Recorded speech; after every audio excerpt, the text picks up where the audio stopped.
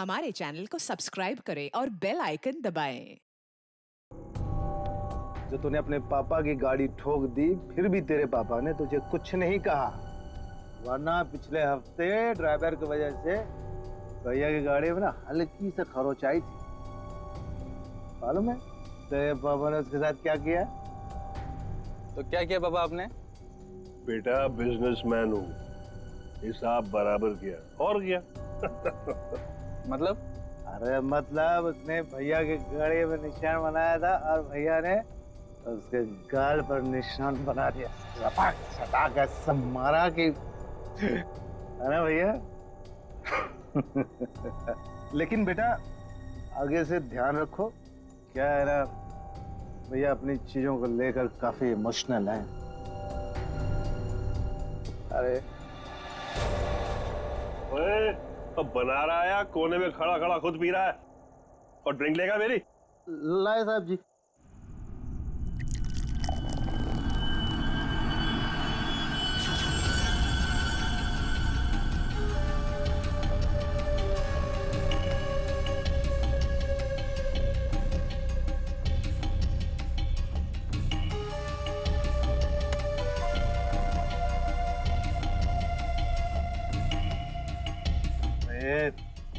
इतना कांप क्यों रहा है? हाँ, संभाल के रख। अरे बेवकूफ, ये क्या तूने? गला दबाकर मार डालूंगा यहीं। साहब बैठ जा, बैठ जा।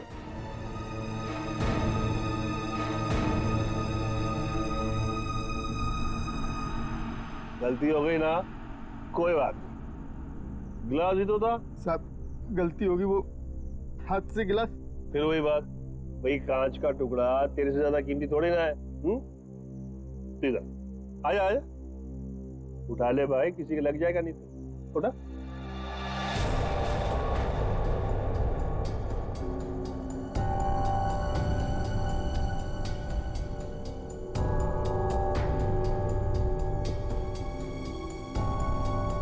ओए, ये ग्लास ना एक बॉक्स में दर्जन भर मिलते हैं, लेकिन तू तो एक ही है, इकलौता मेरा वफादार। हाँ? लेकिन तुझ जैसे दर्जन भर भी बेच के आओ ना, बदले में ऐसा एक भी गिलास नहीं मिलने वाला, समझा? अभी मेरी पगार में से काट। ये जो तूने किया है ना, उसके बाद तुझे पगार देने वाला कौन है? अब बड़े बड़े मुंह क्या देख रहा है?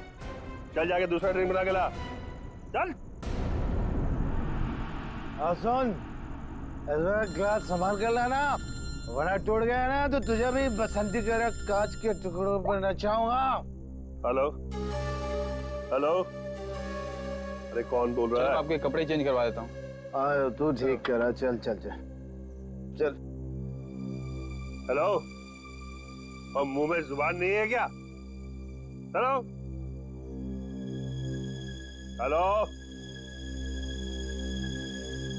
अरे बोलो कुछ।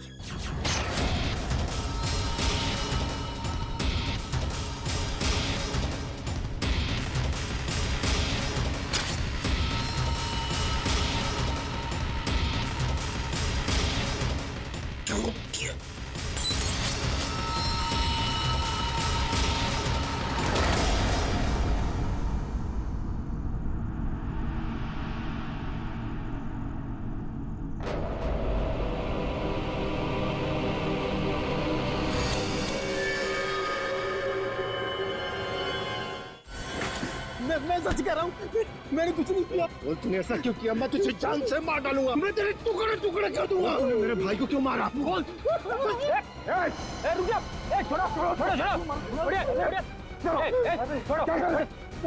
मेरे भाई को, इसने मेरे भाई का खून। सब शांत हो जाओ, हमें अपना काम करने दो, सब कुछ सामने आ जाएगा, समझा?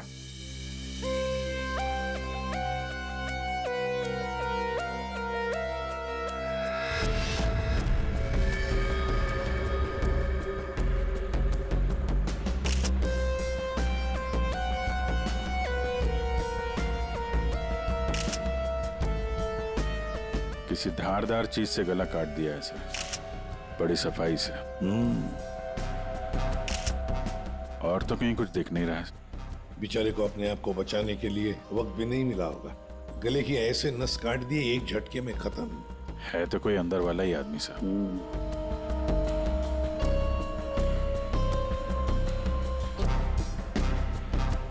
जरा बताओगे एग्जैक्टली क्या हुआ क्या था यहाँ पर? तुम्हें ऐसे क्यों लगता है कि मोनू ने ही निर्जर को मारा होगा? क्योंकि उस वक्त छत पर इनके और मोनू के अलावा और कोई नहीं था सर। आप कहाँ थे? मैं नीचे किचन में थी हमारी कुक के साथ। और ये दोनों तो यहीं पे थे ना, छत पे?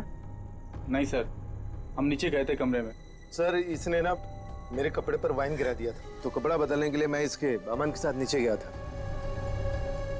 तो मतलब कुछ देर के लिए तुम लोग जब गए थे नीचे तब किसी ने निर्जर को मारा है? अरे सर किसी ने नहीं, इसने मेरे भाई का खून किया। इसने मेरे भैया का वाइन का गिलास इसने तोड़ दिया, तो भैया ने इसे मारा और बदले में इसने मेरे भैया का खून कर दिया।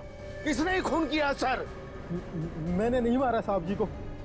मैं तो दूसरा गिलास लाने के लिए गया था तो साहब पे मेरे सामने हमला हो गया और डर के मारे मेरे हाथ से गिलास छूट गया। मैं सच कह रहा हूँ साहब, मैंने नहीं मारा। तुमने हमला होते हुए देखा था? जी साहब।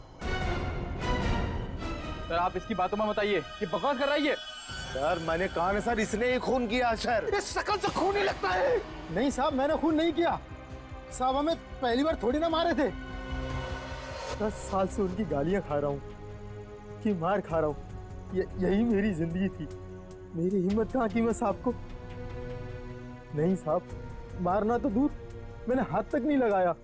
मैं सच कह रहा हूँ साहब। तो किसने मारा मेरे पति को? भगवान ने मारा।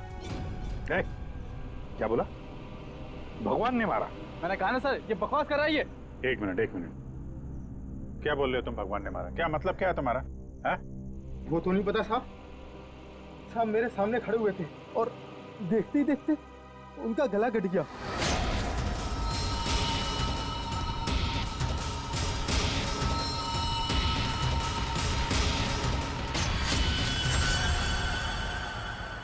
साहब ना तो कोई चाकू, ना कोई खंजर, कोई हथियार भी नहीं और कोई हथियार चलाने वाला भी नहीं साहब। कोई हथियार नहीं था? हाँ साहब, अचानक से उनका गला कट गया। उनको किसी ने छुआ भी नहीं। ये सब भगवान ने उनके कर्मों की सजा दी है। बंद कर अपनी बकवास। अरे सर इसने खून किया मेरे भैया का, मैं बोल रहा हूँ ना। शांत हो जाओ। सर आप इसकी बात पे विश्वास कैसे कर सकते हैं? तुमसे किसने कह दिया कि हमने इसकी बात का यकीन कर लिया? हाँ? हमें क्या करना है और क्या नहीं करना है हम अच्छी तरह से जानते हैं। आप दोनों थोड़ी देर के लिए शांत हो जाइए, समझे? सर ये मोनू को समझ में नहीं आ रहा है, नाटक तो नहीं कर रही है? अभिजीत, अगर ये मोनू नाटक कर रहा था तो किसी और के नाम पे डाल देता खून, है ना? ये सब भगवान का चमत्कार वगैरह ये अजीबोगरीब कहानी नहीं बनाता वो। शायद गुमराह करने के लिए सर। हो सकता है इसने इस वाइन ग्लास के टुकड़े को उठाया और अपने मालिक का खून कर दिया। ये लाश के आसपास कांच के टुकड़े बिखरे हुए हैं सर, और इन पे खून भी लगा हुआ है। अभिजीत, अगर मोनू निर्जर का गला काटता तो उसके बदन पर, उसके हाथ पर कहीं तो खून के छींटे होते। कुछ भी नहीं है। देखो, और तो और निर्जर का गला देखो। अगर कोई कांच से गला काटता तो सीधे ऐसे काटता, आड़ा हॉरिजॉन्टल काटता, वर्टिकल कट नहीं मारता। देखो इसके गले पर वी शेप में 2 लगभग वर्टिकल कट्स हैं, और वो भी 2 अलग अलग जगहों पे, एक इस तरफ है एक इस तरफ। 2 बार तो कोई गला नहीं काटेगा। फिर भी सर इस मोनू की बात पे विश्वास करना तो मुश्किल है। एक ही कर सकते हैं, बॉडी को फॉरेंसिक लैब भेज देते। साळुंखे को कहते हैं कि देखो, चेक करो अच्छी तरह से, ये जो गले पे निशान है, क्या उसमें कांच के टुकड़े हैं क्या? पर यहाँ पे एक ही चीज है जिससे खून किया जा सकता है, ये कांच। कांच। अंकिता, जरा बताओ, क्या तुमने किसी को तुम्हारे घर के अंदर आते जाते देखा? नहीं सर, कोई और आता तो मुझे जरूर पता चलता। और आप दोनों पूरी टाइम वहाँ पे कमरे में ही थे क्या? जी सर। आपने इन दोनों को देखा था कमरे में जाते हुए? हाँ, और इन्होंने भी मुझे देखा। सर इसका मतलब ये है कि बाहर का कोई आदमी घर के अंदर से नहीं आया। फिर तो घर के बाहर से आ सकते हैं, ये पाइप से। फिर एक काम करो, इन सब की स्टेटमेंट्स ले लो, इस कुक के भी, और मैच करके देखो देखो कितना सच बोल रहे हैं ये लोग। और अंकिता तुम बैठ जाओ। आइए आइए चलो। निर्जर का गला काटने के लिए खूनी इसके नजदीक तो आया ही होगा, या नजदीक पहुंचा कैसे? सर, शायद पाइप या एसी वेंट से चढ़कर आया हो। एक काम करो, आसपास रहने वाले लोगों से पूछताछ करो, देखो क्या उन्होंने किसी को पाइप से बिल्डिंग में चढ़ते हुए देखा है क्या? Ready sir. रेडी, काम करो, इस बिल्डिंग की सीसीटीवी फुटेज चेक करो।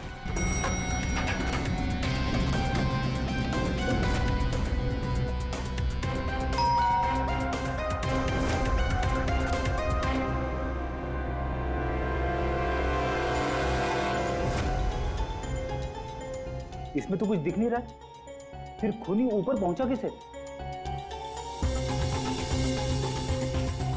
इस बिल्डिंग को 20 फ्लोर है, शायद खूनी ने 8-10 फ्लोर के बाद बाहर से चढ़ना शुरू किया होगा। हो सकता है सर, शायद इस वजह से बाहर कैमरा में आया नहीं। जी आप? मैं इंस्पेक्टर दया, सीआईडी से। यहाँ आपके बगल वाले बिल्डिंग के छत पे एक आदमी का खून हुआ है। मैं आपसे ये पूछने आया कि आपने या आपके घर में किसी ने कुछ देखा है क्या? जी नहीं, मैंने तो कुछ नहीं देखा, लेकिन हाँ, मेरा बेटा बन्नी कह रहा था कि उसने वहाँ कुछ देखा है। क्या क्या देखा है उसने? आप अंदर आइए ना प्लीज। अरे सुनो। क्या हुआ? कौन है? ये सीआईडी से हैं, बता रहे हैं पास वाली बिल्डिंग में किसी का खून हुआ है। क्या? आपके बेटे ने क्या देखा? सर मेरे बेटे ने जो भी बताया वो बड़ा अजीब सा था कि क्या? कि मैंने उसे उसी वक्त डांट दिया।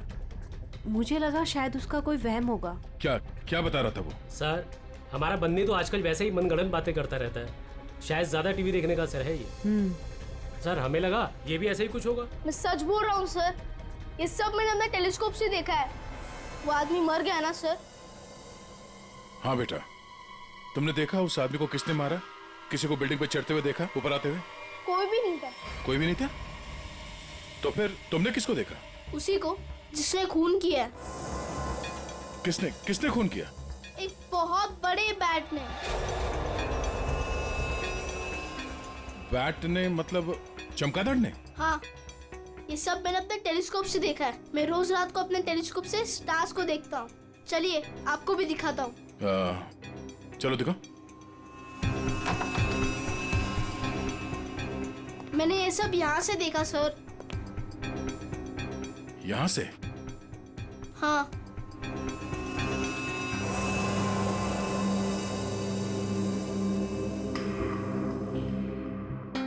मैंने सच में देखा था अंकल। बेटा, आपका फेवरेट सुपर हीरो कौन है? बैटमैन। ओह, बैटमैन। ठीक है, आपने आज सीआईडी की बहुत मदद की। Thank you. मैं चलता हूँ। थैंक्स। Thank you sir.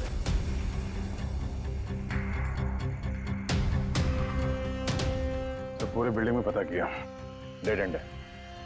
किसी ने भी किसी को बिल्डिंग में चढ़ते देखा नहीं सर। सीसीटीवी फुटेज भी चेक किया सर, कोई नहीं दिखाई दे रहा है। इंसानों ने नहीं देखा, कैमरों ने नहीं देखा। ये खूनी है या मिस्टर इंडिया? रेडी, ये खूनी कांच की तरह है, कांच की तरह ट्रांसपेरेंट, पारदर्शक। हमारे सारे सवालों का एक ही जवाब है, ये कांच।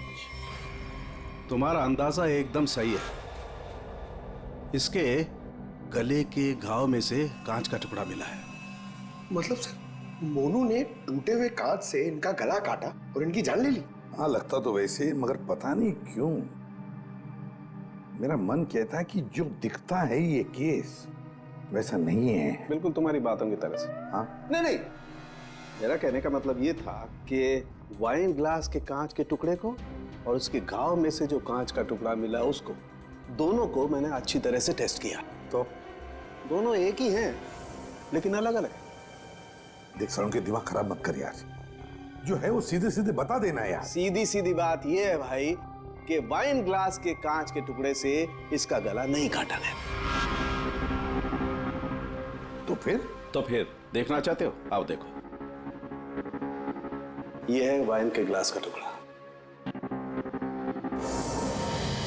और ये देखो, ये है वो कांच जो इसके गले के घाव में से मिला है। दोनों की कंपोजिशंस अलग अलग है, ठीक है? वाइन का ग्लास बहुत ही महंगे क्रिस्टल से बना हुआ है और इसके गले में से जो कांच का टुकड़ा मिला है वो बहुत ही साधारण सा, बहुत सस्ता सा, घरेलू काम में इस्तेमाल किया जाने वाला कांच है। वाइन ग्लास के कांच से खून नहीं हुआ है, इसका मतलब है कि मोनू ने खून नहीं किया। लेकिन हमें वहां पे तो दूसरा कोई कांच का टुकड़ा मिला ही नहीं। यार सड़न के, अगर वाइन ग्लास के कांच से नहीं गला काटा है तो फिर कौन से ग्लास से काटा है? एक और बात, ये जो कांच का टुकड़ा इसके गले में से मिला है, उस कांच के टुकड़े पर काले रंग की डाई और गोंद मिला है, गम। काले रंग की डाई? कौन? जिसने खून किया वो वहां नहीं था, जिस कांच से खून किया वो भी वहां नहीं था। अब मैं यहां हूं कि मैं भी नहीं हूं। काले रंग की डाई और गोंद, ऐसा कौन सा कांच होता है? किससे काटा होगा? और उसी कांच से काटा तो क्यों काटा? अभी काटने की बात की ना तुमने, पतंग के मांझे से भी तो काटा जाता है। क्या मतलब तुम्हारा? मतलब साउंड के बचपन में तूने कभी पतंगे उड़ाई है? नहीं, मैं बहुत स्टूडियस बच्चा था। तेरी की यार, हम सब ने पतंगे उड़ाई है और पतंगे काटी भी है दूसरों की, मांझे से, पतंग के मांझे से। उसके ऊपर कांच का चूरा और गोंद लगाई जाती है मांझा बनाने के लिए। लेकिन पतंग के मांझे का कांच इसके गले में कैसे पहुंचा होगा? सर, वो बच्चा बनी, वो कह रहा था कि उसने टेलीस्कोप में एक बड़े से बैट को इस आदमी को मारते हुए देखा था। बैट को? चमगादड़? हाँ सर, वो बैट जैसा कुछ हो सकता है, कुछ और हो। जैसे कि पतंग काले रंग की? हाँ यार, पतंग। हाँ, हमने सुना है ना कि पतंग के मांझे से हाथ कट जाता है। हाथ कट सकता है तो फिर गला क्यों नहीं कट सकता? मतलब किसी ने पतंग उड़ा के इस निर्जर का खून किया है। दया, मांझे से ही क्यों यार? अगर सामने वाली बिल्डिंग में खड़े रहकर गोली भी चलाता तो भी मर जाता है। मांझे से ही क्यों? पतंग के मांझे से ही क्यों?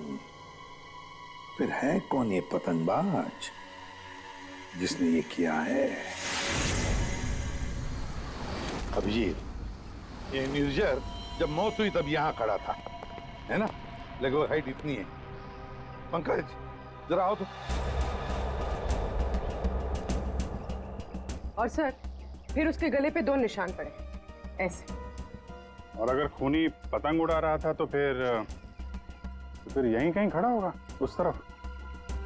लेकिन सर, ये मांझा एकदम सीधे तो नहीं रहता, हवा में हिलता रहता है। तो इसीलिए तो ये हम तय नहीं कर सकते कि खूनी कहाँ खड़ा होगा, किस तरफ खड़ा होगा। हवा का भी पता नहीं रहता ना सर, कभी इस तरफ बहती है तो कभी उस तरफ बहती है। वो कहते हैं ना सर कि रुख हवा का हो जिधर का उधर के हम है। और जिधर हवा का रुख पतंग का भी वही है। भाई, पतंग उधर से ही उड़ेगी ना जिधर से हवा चल रही है। सर, कल रात हवा किस तरफ चल रही थी? अभी पता लगाते हैं।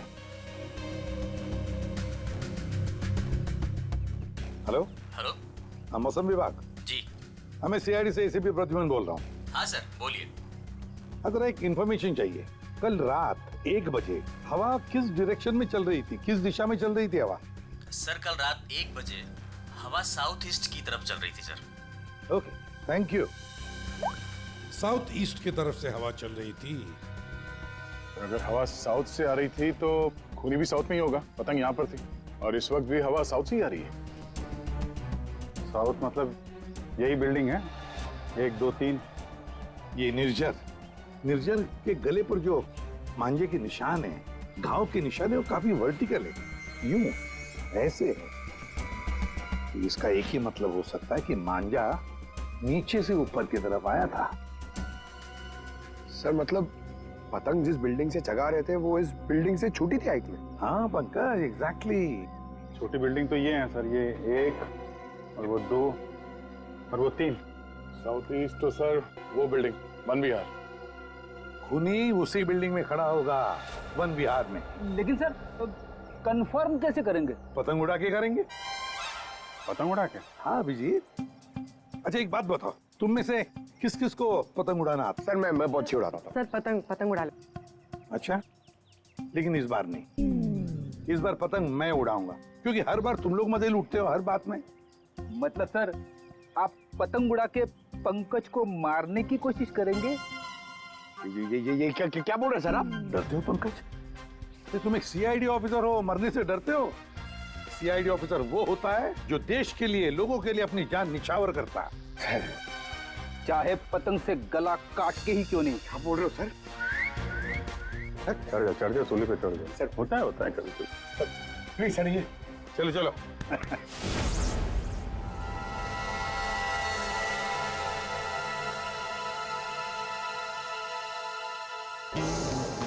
अभिजीत, अरे जरा ढील दो, ढील दो। हाँ बता।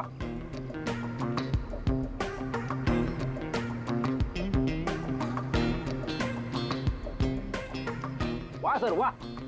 अभिजीत जैसा पूरा ढील देना। या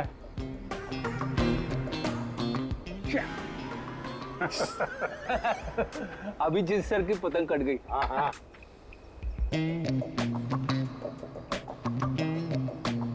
अरे यार, अरे वाह सर वाह। आप पतंग को ना एक बार उस पुतले तक लेके जाइए, हमारा शक यकीन में बदल जाएगा।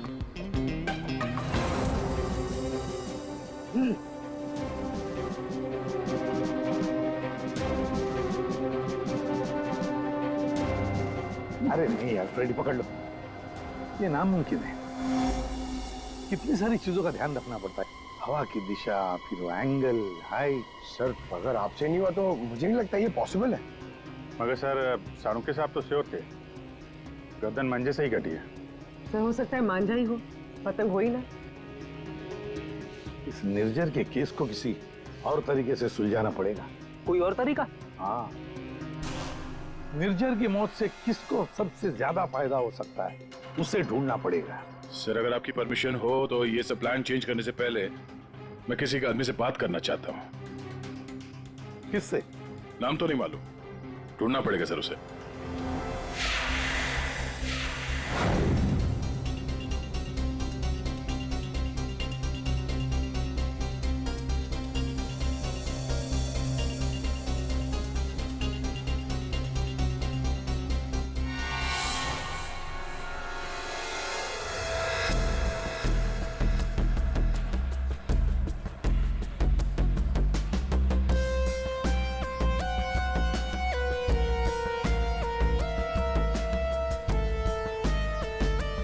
अल्ताफ भाई, पतंग उड़ाने के लिए आपकी उम्र कुछ ज्यादा नहीं है?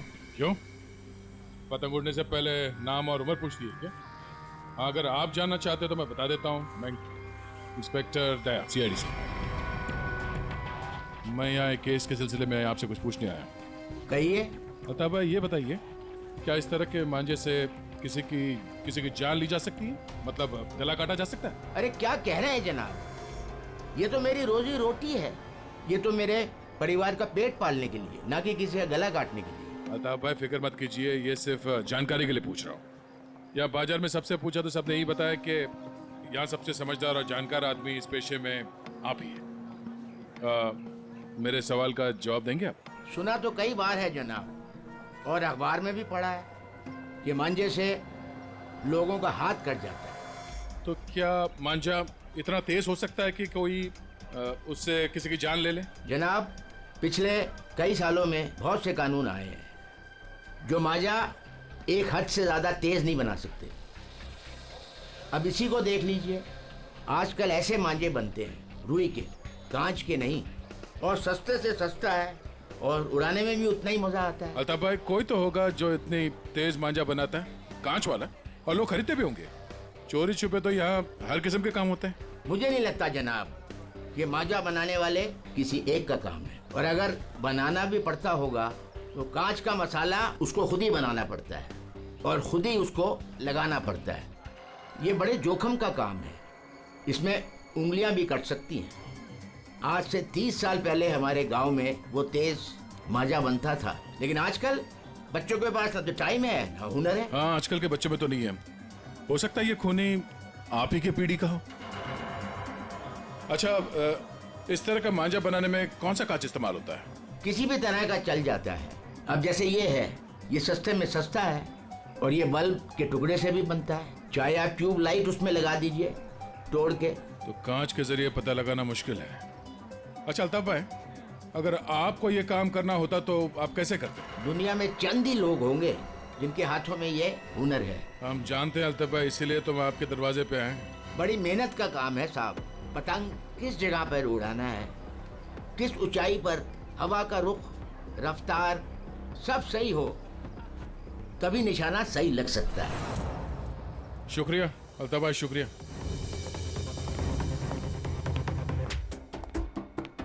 सर, सर ये वो लोगों की सस्पेक्ट लिस्ट है जो निर्जर को मार सकते हैं। इतने सारे दुश्मन इस निर्जर के? सर वो बहुत ही स्वार्थी और बेरहम बिजनेसमैन था। बहुत लोगों को धोखा दिया था उसने सर। इनमें से किसी ने बदला लिया होगा। पॉसिबल है सर। सर, ये वो केसेस है जो निर्जर के ऊपर फाइल हुए थे। इनमें से ज्यादातर कंप्लेंट उसके एक्स एम्प्लॉइज के हैं, जिनका कहना है कि निर्जर ने उन्हें सैलरी नहीं दी थी। कमाल है, इतना बड़ा बिजनेसमैन और अपने वर्करों को पगार नहीं देता था। बिजनेस लॉस में जा रहा था क्या? अरे नहीं सर, उसके भाई से पता चला है कि अपने 300 एम्प्लॉइज की सैलरी ना देनी पड़े, इसीलिए निर्जर ने अपने आप को कोर्ट में दिवालिया घोषित कर दिया था। वाह रे वाह, बड़ा चालाक है। कानून का गलत इस्तेमाल किया, अपने आप को दिवालिया घोषित किया और बैठ गया वर्करों के पैसे पर। खुद तो ऐश कर रहा था और दुनिया को दिखाने के लिए कंगाल और दिवालिया। इतने बड़े फ्रॉड आदमी को ना जेल में होना चाहिए था। वही तो, जेल में ही होना चाहिए था। कुछ ना कुछ तो गड़बड़ जरूर है भाई, कुछ ना कुछ तो गड़बड़ है। इतने सारे फ्रॉड्स करने के बावजूद भी ये आदमी बाहर कैसे, जेल में क्यों नहीं? पंकज, पुलिस रिकॉर्ड चेक करो निर्जर के।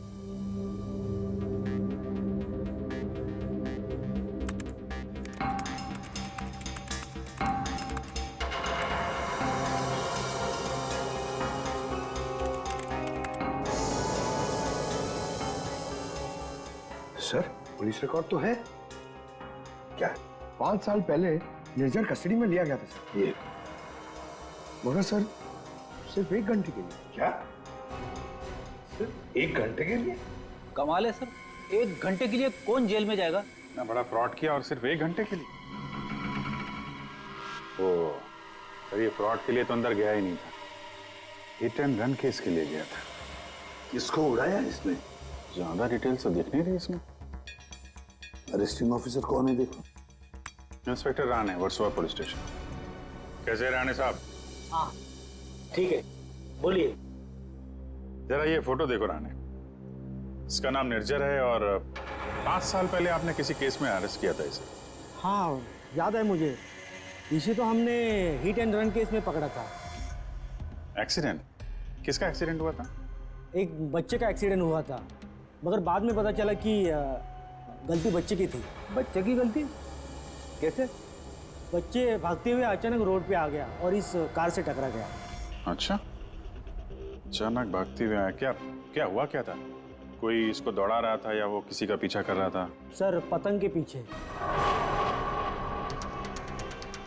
पतंग? हाँ सर, वो ऊपर देख के भाग रहा था पतंग पकड़ने के लिए। उसे पता ही नहीं चला कि कब वो रोड पे आ गया। वैसे बड़ी अच्छी याददाश्त है आपकी। इतने सालों के बाद भी आपको निर्जर केस के बारे में सब कुछ याद है?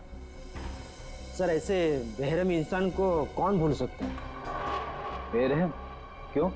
माना एक्सीडेंट में उनकी गलती नहीं थी, कम से कम देखना तो चाहिए था ना कि बच्चे का क्या हाल हो गया। उसको बच्चे से ज्यादा इम्पोर्टेंट था टाइम पे मीटिंग में पहुंचना। उस बच्चे का बाप अभी भी याद है मुझे। क्यों, कुछ किया था क्या उसने? कुछ नहीं। कुछ नहीं मतलब? सर कुछ नहीं किया, इसीलिए तो याद है। ना कुछ कहा ना कुछ सुना। जब उसे पता चला कि निर्जर को छोड़ना पड़ रहा है तो पुलिस स्टेशन के बाहर ऐसे खड़ा रहा कि ऐसे साफ सूंघ गया हो, जो कोई फर्क नहीं पड़ा हो। फिर वो चला गया। उसका फोटो तो होगा ना आपके पास? सर वो ओपन एंड शेड केस था। एक्सीडेंट साबित होने के बाद कोई इन्वेस्टिगेशन करने की जरूरत ही नहीं पड़ी। अच्छा, नाम वाम तो लिखा होगा ना उसका कहीं? हाँ सर, 1 मिनट। मतलब वो निर्जर केस की फाइल देना।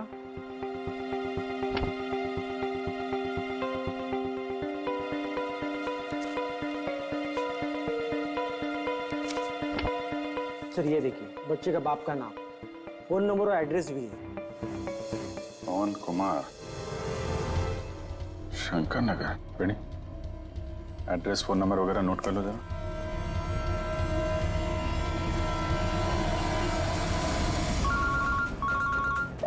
हाँ अभिजीत, तो वो निर्जर के हिट एंड रन केस से एक लीड मिला है। एक्सेलेंट। एक बच्चे की मौत हुई थी, उसके पिता का नाम और एड्रेस मिला है सर। बस फिर अभिजीत, उसके माता पिता से जाकर मिलो, अच्छी तरह से पूछताछ करो। Yes sir. Okay sir. Ready sir.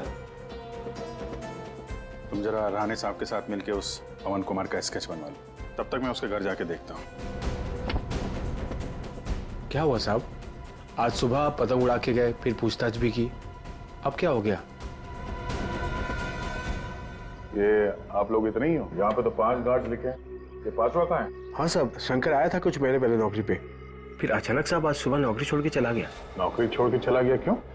पता नहीं साहब, वो गांव से उसके लिए कोई बुरी खबर आई थी तो बिना बोले साहब चला गया सब। अच्छा, कल रात जब खून हुआ तो शंकर तो था, उसके बाद घर गया है। ओहो। अच्छा, इस शंकर का फोटोग्राफ है या एड्रेस वगैरह तो होगा ना आपके रिकॉर्ड्स में? फोटो तो नहीं है साहब, लेकिन हाँ एड्रेस लिखा हुआ है साहब, ये देखिए।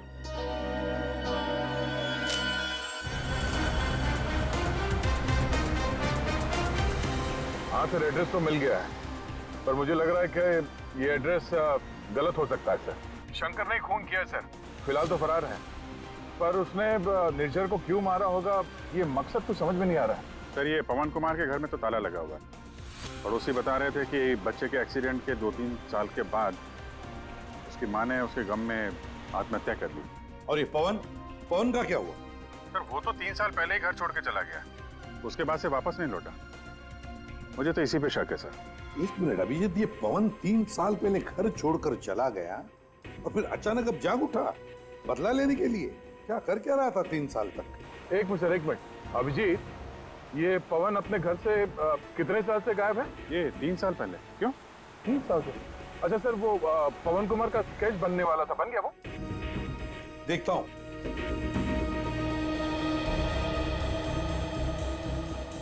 नारायण, कितनी देर लगेगी? बस अभी हो जाएगा। गुड। दया, थोड़ा टाइम लगेगा। क्यों पूछ रहे हो? कुछ नहीं सर, सब समझ में आ गया। ये केस अब एकदम कांच की तरह साफ है सर। कांच की तरह साफ हो गया मतलब? क्या कहना क्या चाहते हैं? सर, मैं कुछ काम करना भूल गया हूँ सर, मैं थोड़ी देर में पहुंचता हूँ सर ब्यूरो। ठीक है, जल्दी आ जाओ।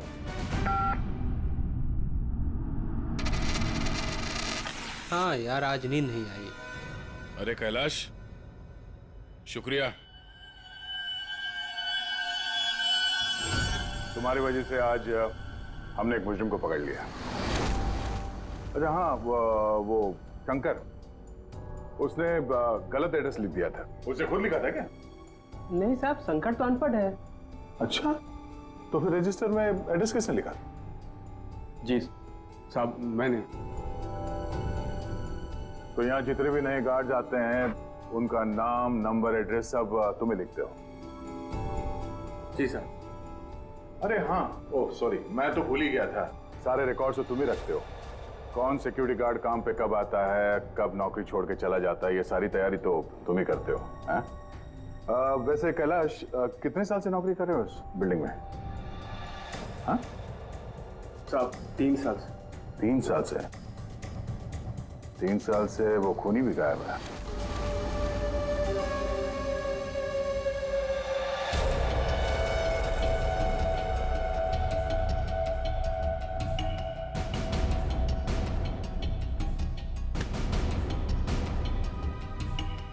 निर्जर के खून के इल्जाम में मैं तुम्हें गिरफ्तार करता हूं, पवन कुमार।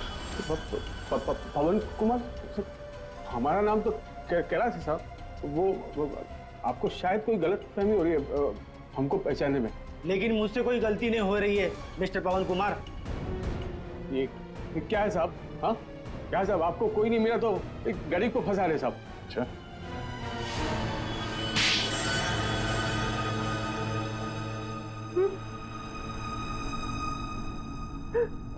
हाँ सर, मैंने मारा निर्जर को। उसने मेरे बच्चे की जान ली सर। मेरे संजीत को अपनी गाड़ी के नीचे कुचल दिया। मेरी पत्नी संजीत की मौत का गम बर्दाश्त नहीं कर पाए, खुदकुशी कर ली। निर्जर ने सिर्फ मेरे बेटे को नहीं मारा साहब, ये दो खून किए। उसे जिंदा रहने का कोई हक नहीं है साहब। ऐसे बेरहम नीच आदमी का मर जाना ही अच्छा था। पवन, निर्जर अच्छा आदमी नहीं था, हमें भी पता है, मगर उसने तुम्हारे बेटे को जानबूझकर नहीं मारा। गलती तुम्हारे बेटे की थी। वो खुद पतंग के पीछे दौड़ते दौड़ते निर्जर की गाड़ी के सामने आया। गलती मेरी है। मैंने उसे सिखाया था पतंग बनाना, पतंग उड़ाना, सब कुछ। उसे बहुत शौक था पतंग उड़ाने का, पतंग के पीछे भागने का। काश मैं उस दिन से रोक लिया होता।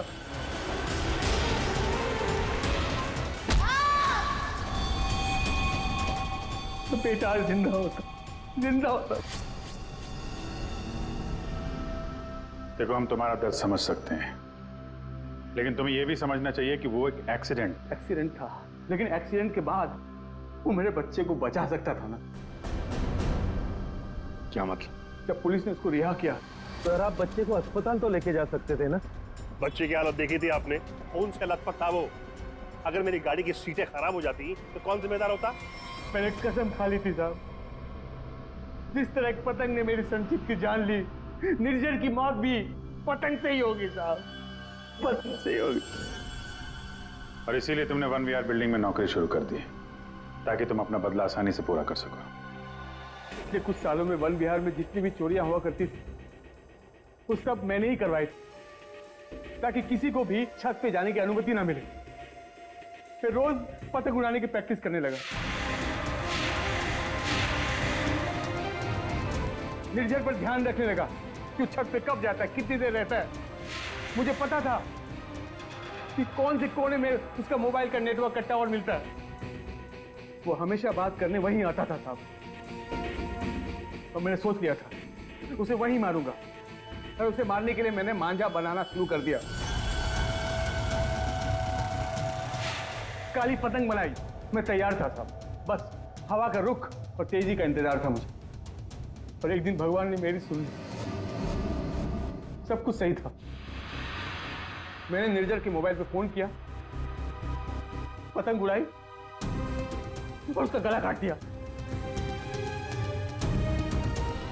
जिस मांझे से तुम अपनी जिंदगी का इंसाफ करना चाहते थे, उसी मांझे ने तुम्हारी जिंदगी की रेखा बदल दी।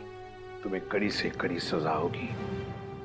हाय बनी, ये आपके लिए। ये किस लिए? केस सॉल्व करने में आपने हमारी मदद की है, इसलिए हमारी तरफ से ये थैंक यू गिफ्ट। लेकिन जब तुम पतंग उड़ाओगे जरा संभाल के, तो तुम्हारी मम्मी या पापा साथ में हो तभी उड़ाना, अकेले नहीं। जैसे तुम टेलीस्कोप से स्टार्स देखते हो ना, वैसे ही जब तुम ये पतंग उड़ाओगे मैं इसे देखूंगा। प्रॉमिस। पक्का वाला promise. For more updates, subscribe to our channel, click the show links and enjoy watching the videos.